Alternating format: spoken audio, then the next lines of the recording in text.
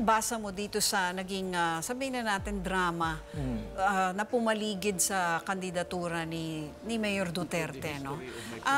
Parang lahat ngayon, yun ang pinag-uusapan, no? Sabi nga namin, ano ba to, pambansang kuryente yata to, na kuryente tayong lahat dito sa urong-sulong niya, no? Ako, personal, gusto ko sanang tumakbo si Mayor Duterte. Dahil magiging mahalaga yung kanyang papel sa kampanya at sa pagpili dahil may mga dala siyang issue at meron siyang dalang accomplishment na talagang pwede niyang ilatag sa taong bayan. At meron siyang plataforma, meron yung siyang federal, plataforma, no? federalism. At malakas ang suporta niya, hindi lamang sa Mindanao, kundi pati sa Metro Manila. Kaya lang nga hindi tumakbo.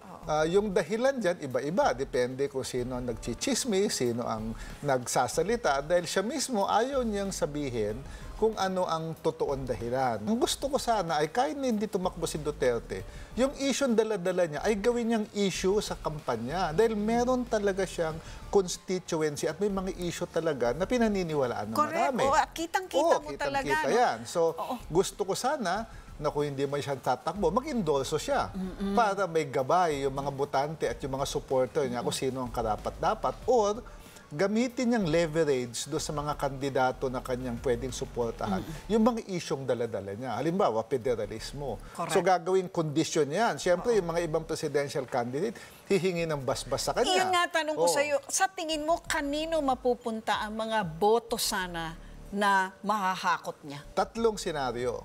Kung ang pag-uusapan ay yung voter preference sa ngayon, base sa mga survey, ang beneficiary, si Grace po. Bakit? Kasi pag tinignan mo yung survey, nagagawin mong tatlo lang yung kandidato, lumalakas si Grace po, nagdadagdag ng between 9 to 10% voter preference. Pag tinanggal mo si Duterte sa equation, nag-a-add kay Grace po na as much as 10 points, nag-a-add kay Binay at Rojas na mga 3 to 4 points lang. So lalayo siya doon sa dalawa. Ganun, okay. Second scenario, makikinabang din sila Mar Rojas. Dahil merong mga LP governors at mga kandidato sa Mindanao na sinabihan na si Mar na pagtatok mo si Duterte, sorry na lang, taga Mindanao ako, kay Duterte ako. Ngayong wala na siya, malilibre sila at pwede ulit nilang suportahan yung makinarya ni Mar. Para kay Binay, makikinabang din. Kasi si Binay ang pinakamasipag umikot sa Mindanao. Nauna siya doon sa lahat ng kandidato. Kaya napuntahan na niya bawat sulok dyan at nakausap na niya ang mga pamilya at mga political clans. Sa bise naman, pag-usapan natin, anong naging epekto nung almost run ni Mayor Duterte? Ang medyo nakaswerte, in a sense, si Bongbong. Paano? Dahil nung natutunugan na niya na baka hindi tutuloy, siya yung nagpunta kay Miriam. So at least meron siyang presidente na hindi mo naman maisasantabit. Magaling si Miriam. So si Bongbong medyo naka-safety ng konti. Si Alan Peter? Si Alan ang merong problema dahil maganda sana yung kanilang tandem dahil parehong hard-hitting, parehong pumuposisyon sa issue. Si Alan, nagpa-imprenta pa ng mga posters at naghinta yung mga followers niya. Ang problema, hindi sumipot. So, Alan is in a quandary right now kung anong gagawin niya sa kanyang kandidatura. Well, of course, nagkaroon din ng spekulasyon na magkakaroon ng substitution, no? At yung substitution na yan, bagamat nangyari na yan isang beses in the past, no? Ngayon, more than ever, parang nagagamit yung substitution na yan ayon sa batas para pwedeng paglaruan baga. Ito ba sa tingin mo maaaring mangyari?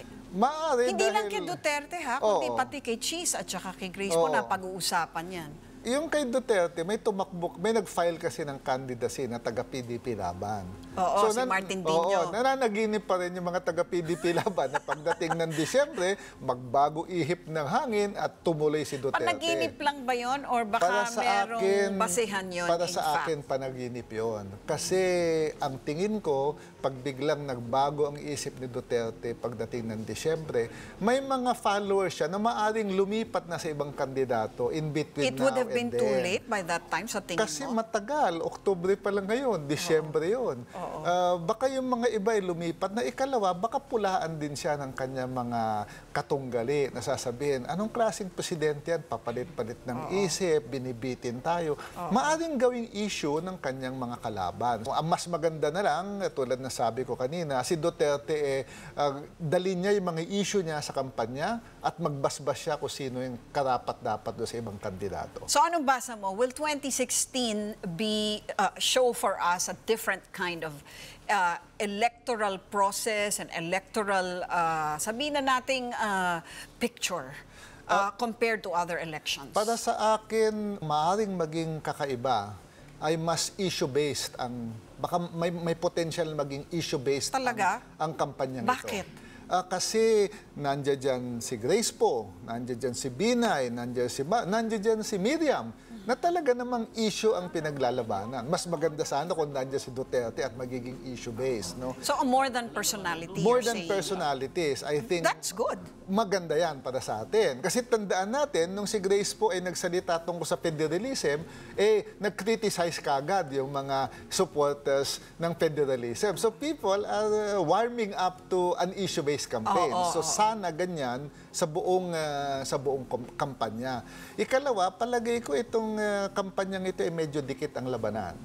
Medyo dikit ang labanan. Kaya, walang isang nagsa-stand out. Bagamat si Grace po, iba head and shoulders naman siya sa surveys, pero maaga pa no? Grace po, pero ang kanyang makinarya ay hindi pa malinaw kung how it will look like. Right. No? So, mahirap automatic i-convert yan into votes on election day. Kailangan niyang makinarya. So, hindi pa natin alam kung yung makinarya ay magiging malakas. No? So, maganda din dito sa eleksyon na ito kasi meron tayong iba-ibang uri ng personalidad. Meron tayong gender dimension dahil dalawang matibay na kandidato, babae. Merong bata at bago, merong dati na at tumakbo ng presidente. No? May mga ganong dimension. Tapos meron din tayong dalawang maseryosong kandidato. Isa nagsilbi ng matagal na local government official. Merong isa naman nasa kanang kamay ng presidente. So merong major differences na pwedeng maging issue during the campaign. Well, sana nga talagang maging issue-oriented. Maraming salamat sa iyo, Professor Popoy de Vera. Kung wala magsasabi, wala mangyayari ang opinion mo, pinakikinggan, pinag-uusapan dahil ang bawat balita may katumbas na reaksyon. Ako po si Lucy Cruz Valdez. Magandang gabi po sa inyong lahat. Be sure to come back. News 5 everywhere. Copyright 2015.